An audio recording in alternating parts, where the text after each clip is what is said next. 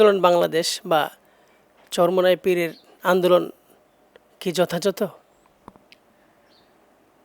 চরমনের পীর সাহেব একজন আলেম বুজুর্গ ব্যক্তি ছিলেন এবং বিশেষ করে স্বাধীনতা বিরোধী শক্তি জামাত শিবিরের ব্যাপারে উনি অত্যন্ত সোচ্চার ছিলেন। এই হিসাবে তিনিও আমাকে ভালোবাসতেন। আমি যতটুকু জানি আমিও তাকে ভালোবাসি।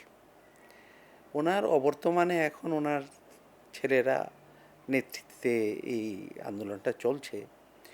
তবে কিছুটা মৌলিক পার্থক্য আমি দেখতে পাচ্ছি। আগের যেমন জামাত ইসলামী সম্পর্কে, শিবির সম্পর্কে তারা যতটা সোচ্চার ছিল, এখন আমার কাছে মনে হচ্ছে এতটা সোচ্চার নয়। দ্বিতীয় জিনিস হইল যে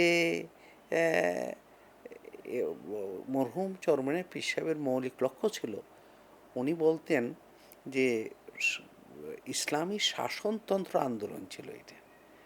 কারণ শাসনতন্ত্রটাই যদি ইসলামী না হয়, তাইলে এই ধরনের একটা দেশের প্রধান হয়ে একজন শাসনতন্ত্রের বাইরে তো যেতে পারবে না।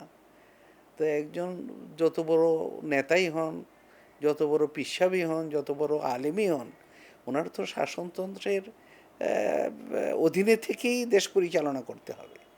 তো যেখানে পিসাব শুরু করছিলেন শাসনতন্ত্রের সংস্কার, না, এটা এখন তাদের নাম থেকে বাদ পড়ে গেছে। এটা আমার কাছে আশ্চর্য মনে হচ্ছে। কারণ তাইলে তো ওই বর্তমানের যারা